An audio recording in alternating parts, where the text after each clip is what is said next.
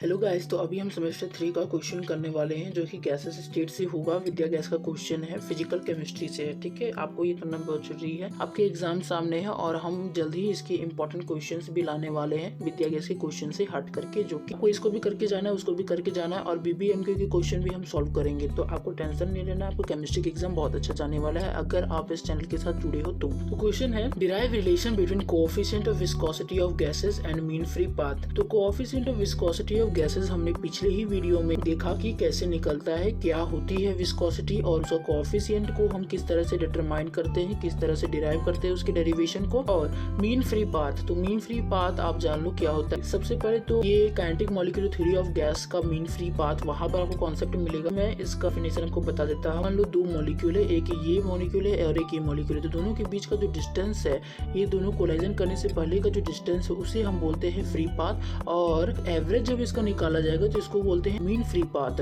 तो the distance between two successive collision is known as free path and the average of such path is called mean free path. तो हमें mean free path और coefficient of viscosity of gases का relation निकालना है, इन दोनों के बीच क्या relation है। तो इसे हम देखते हैं। ये इस फिगर से हम समझेंगे कि क्या होता है। सबसे पहले तो आप इस फिगर को समझो, उसके बाद मैं जो है इसे बताऊंगा। अब इसे पढ़ के भी इसको बताऊंगा, पहले आप इसे समझो। ठीक है, तो हम यहाँ पर क्या करते हैं, गैस कंसिडर कर रहे हैं। ये जो पूरा एरिया है यहाँ पर हम गैस कंसिडर कर रहे हैं और यहाँ पर मान लो एक हम ग्राफ देख रहे हैं। ठीक, ये एक्स एक्सिस है, ये वाई एक्सिस है, ये हमारा ओरिजिन है O। ठीक है, तो ये ग्राउंड लेवल आप इसको बोल सकते हो। O से X जो है ये आपका ग्राउंड लेवल है। और यहाँ पर हम वेलोसिटीज को देखेंगे, विस्कोसिटी है, हम यहाँ पर वेलोसिटी को जरूर देखेंगे। तो यहाँ पर जो ग्राउंड लेवल पर जो गैस की वेलोसिटी होगी वो हम 0 कंसिडर करेंगे, क्योंकि ग्राउंड लेवल पर है तो हम मान रहे हैं कि यहाँ पर वेलोसिटी उसकी है ही नहीं, तो इसको 0 कंसिडर करेंगे। लेकिन जैसे जैसे हम वाई एक्सिस की ओर बढ़ेंगे इसकी वेलोसिटी इंक्रीज होगी। ठीक है, तो हम यहाँ पर सबसे पहले आप ये दोनों को नेगलेक्ट करो।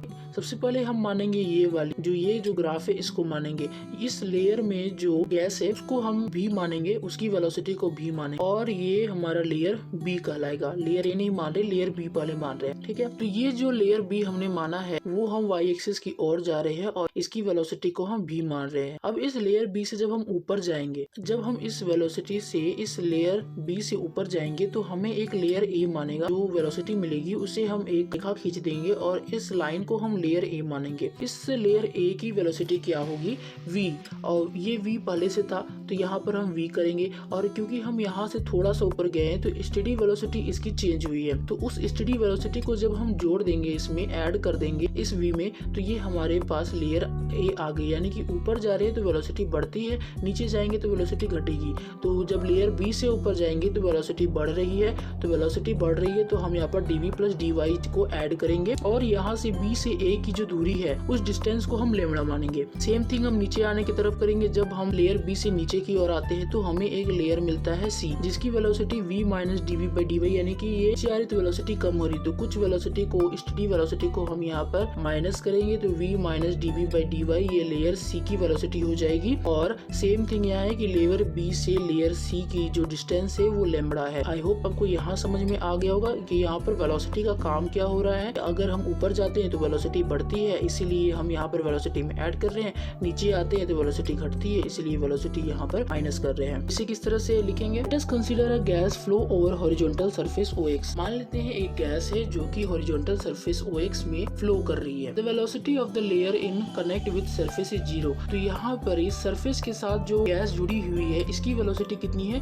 0 है, but increases as you move along y axis. लेकिन जब हम वाई एक्सिस की ओर मूव करते हैं तो ये जो वेलोसिटी है वो बढ़ती जाती है, जैसा कि मैंने आपको पहले भी बताया। Let us consider a layer B. हम एक लेयर बी मानते हैं। At a certain distance lambda move with velocity v। Layer B मान रहे हैं जिसकी वेलोसिटी v है और सर्टेन डिस्टेंस लैम्बडा के साथ ये सेपरेट है। Again we consider a layer A above the layer B.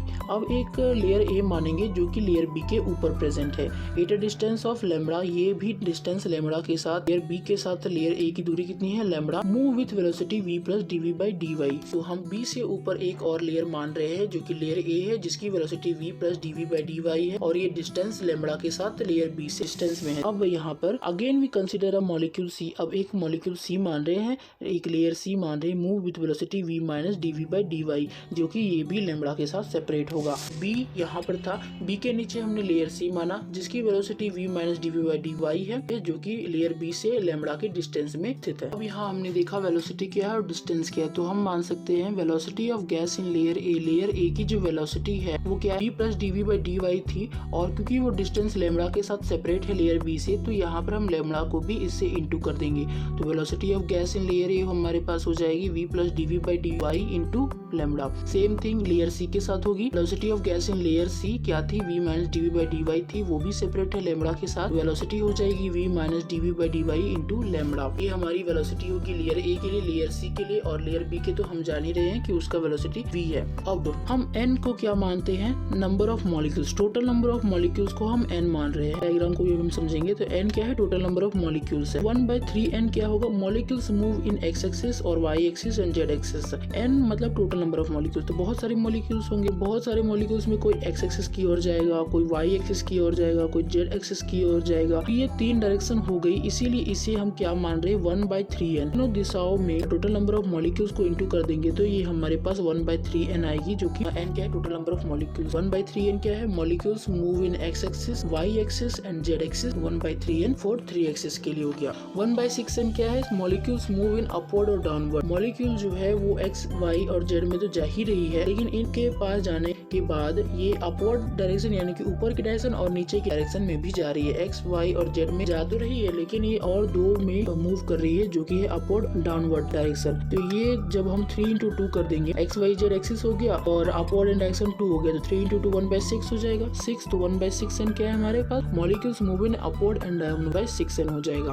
अब हम मास को मानते हैं यहाँ पर। Let m be the mass of each molecule. सबसे पहले हमने टोटल नंबर ऑफ मॉलिक्यूल्स देख लिया कि किस एक्सिस में क्या है, अपवर्ड डाउनवर्ड के लिए क्या है। अब हम मास को देख रहे हैं, तो m को हम मास मान रहे हैं ईच मॉलिक्यूल। एक मॉलिक्यूल का मास को हम m मान रहे हैं। तो अब moment lost by molecule in layer a with respect to b। तो जब b से हम a के ऊपर जा रहे हैं तो हमें कुछ एनर्जी लगानी पड़ रही है। ऊपर जा रहे हैं, ऊपर जाने के लिए हमें एनर्जी लगानी पड़ती है, तो मोमेंट वहाँ पर क्या होता है, लॉस्ट होता है। मोमेंट लॉस्ट में मॉलिक्यूल इन लेयर ए में जो मॉलिक्यूल्स की मोमेंट लॉस्ट हो रही है विद रिस्पेक्ट टू बी, उसे क्या बोलते हैं 1/6nmv v plus dv by dy into lambda. तो ये समझो, ये 1/6n क्या हुआ, अपवर्ड एंड डाउनवर्ड। तो बी से ए की ओर जा रहे तो अपवर्ड हुआ, तो अपवर्ड और डाउनवर्ड में हमारे पास टोटल नंबर ऑफ मॉलिक्यूल्स कितने थे, 1/6n थे। मास कितना था m, और विद रिस्पेक्ट टू b बोल रहे हैं, तो इसकी वेलोसिटी v और लेयर a की वेलोसिटी क्या थी, हमने अभी ऊपर देखा था v plus dv by dy into lambda. तो ये कहाँ से आई, ये कंफ्यूजन नहीं होना चाहिए, ठीक है। मोमेंट लॉस्ट हो रहा है तो total number of molecules 1/6n हो रहा है अपवर्ड के लिए, this is the upward direction के लिए टोटल नंबर ऑफ मॉलिक्यूल। ये m एक मॉलिक्यूल की मास हो गई, ठीक है। नंबर ऑफ मॉलिक्यूल्स, उस मॉलिक्यूल्स की मास, उस नंबर की velocity with respect to b, जिसमें जहां जिस लेयर में प्रेजेंट है उसकी velocity v plus dv by dy into lambda. तो ये चीज ऊपर से आई है, सारी चीज जो हमने अभी ऊपर समझा वही चीज यहाँ पर आई है कि ये कैसे हुआ। तो moment lost by molecule layer A with respect to b is equal to 1/6nmv v plus dv by dy into lambda. Same चीज हम लेयर सी के लिए करेंगे। Here moment gain by molecule in layer C with respect to b। आप बोलेंगे gain कैसे हो रहा है, क्योंकि लेयर बी ऊपर थी, लेयर सी नीचे थी, तो बी से नीचे की ओर आ रहे हैं हम, तो हमें एनर्जी खर्च नहीं करनी पड़ती, ठीक है। तो यहाँ पर मोमेंट क्या होगा, गेन करेंगे हम, और यहाँ से एनर्जी लेंगे, नीचे जा रहे हैं। जैसे सीढ़ी से नीचे उतरते हो तो हमें थोड़ा मिलता है, लेकिन ऊपर जाते हैं तो थकान होने लगती है। उसी तरह नीचे आ रहे हैं तो हमें क्या यहाँ पर मोमेंट एनर्जी मिलेगी, गेन होगी। तो हम यहाँ पर क्या करेंगे, क्योंकि डाउनवर्ड आ रहे तो उसके लिए टोटल नंबर ऑफ मॉलिक्यूल से 1/6n,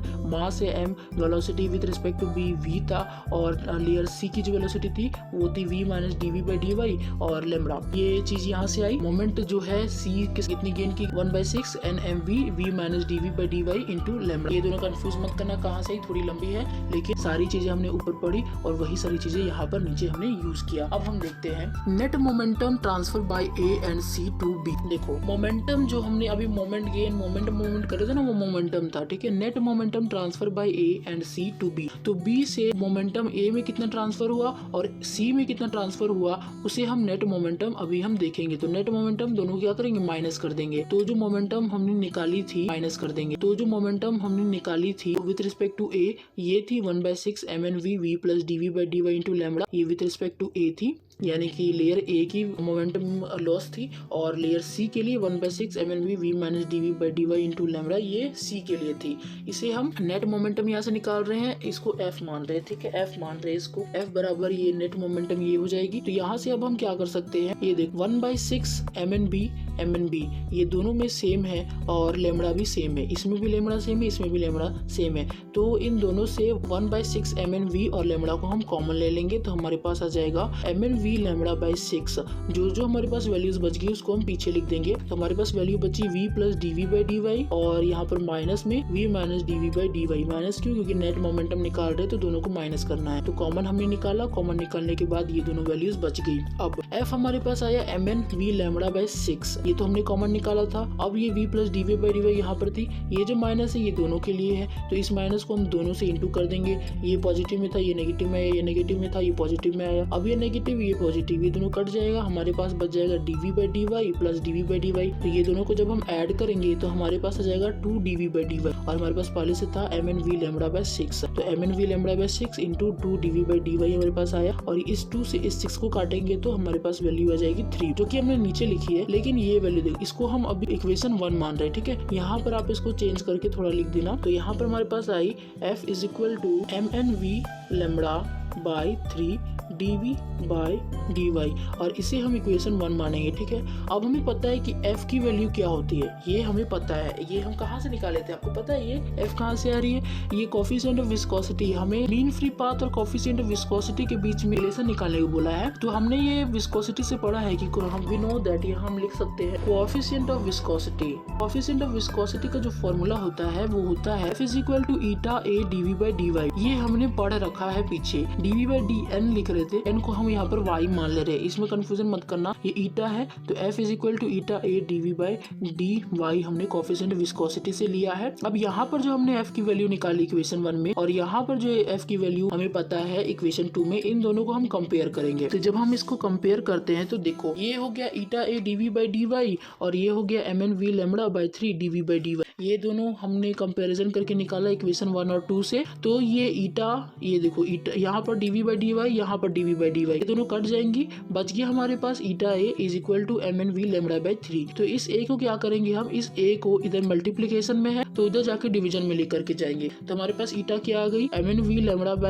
× 3। ठीक, कैसे आई पता है, इस A को इधर ले गए हम और ये dV/dy, ये भी dV/dy, ये दोनों इधर से कट गया। तो अब वैल्यू हमारे पास आ गई ηA = 1/3 MnV लेमड़ा/A, ये हमें निकालना था। अब यहाँ पर क्या Mn/A जो है, यहाँ पर Mn/A इसे हम डेंसिटी मानते हैं, ठीक है। ये डेंसिटी का फॉर्मूला होता है Mn/A। ये Mn/A को डेंसिटी मान रहे हैं, डेंसिटी को हम रो से डिनोट करते हैं, तो हम इस Mn/A के जगह में रो बैठा देंगे तो हमारे पास ईटा की वैल्यू आएगी 1/3 V लेमड़ा। यहाँ से ये वैल्यू आ गई और ये फॉर वन डायरेक्शन, ये वन डायरेक्शन के लिए इतना है 1/3 ईटा V लेमड़ा, एक डायरेक्शन के लिए, एक्स एक्सिस के लिए मानो या वाई एक्सिस के लिए मानो या जेड एक्सिस के लिए मानो। तो ये हमारे पास वन डायरेक्शन के लिए हो गया। This is called Chapman equation, इसे हम चैपमैन इक्वेशन बोलते हैं। अब देखो चैपमैन ने क्या किया आगे की, इस जो ईटा है वो हमारा 1/3 PV लेमड़ा आया था, रो V लेमड़ा आया था। तो यहाँ पर 3 ना लिख करके उन्होंने क्या किया कि इससे 2 से इंटू कर दिया। 2 से इंटू क्यों किया, क्योंकि वो वन डायरेक्शन के लिए था, यहाँ अभी तीनों डायरेक्शन के लिए निकाल रहे हैं, ठीक है। तो अपवर्ड और डाउनवर्ड के लिए हमने 2 से इंटू किया था, तो यहाँ पर 6 आ गया, कंफ्यूज मत करना, यहाँ पर 6 आ गया। अपवर्ड डाउनवर्ड के लिए हमने यहाँ पर फिर से 2 से गुना कर दिया, जो 1/3 निकला था उसे 2 से गुना किया और तीनों direction X Y Z axis के लिए फिर से यहाँ 3 से गुना किया। इस अपवर्ड डायरेक्शन के लिए नीचे हमने गुना किया और वो जो एक्स वाई जेड था इसलिए ऊपर गुना किया। तो ये जब 1/3 × 2 किया तो 6 आया और ये जो 3 तीनों डायरेक्शन के लिए था, तो 3 और ये 6 को काटेंगे तो हमारे पास 1/2 आ जाएगी। ईटा की वैल्यू आई 1/2 रो V लेमड़ा, ईटा की वैल्यू आई 1/2 रो V लेमड़ा और ये हमारे ऑल 3 डायरेक्शंस के लिए थी। यही होती relation between coefficient of viscosity and mean free path. I hope आपको समझ में आया होगा कि दोनों के बीच रिलेशन कैसे निकलता है और ईटा की वैल्यू 1/2 रो V लेमड़ा कैसे आ रही है। तो अगर आपको वीडियो समझ में आई तो इस वीडियो को लाइक करें, कमेंट करें, चैनल को सब्सक्राइब करें और वीडियो को शेयर करना ना भूलिए। थैंक यू, मिलते हैं नेक्स्ट क्वेश्चन के साथ।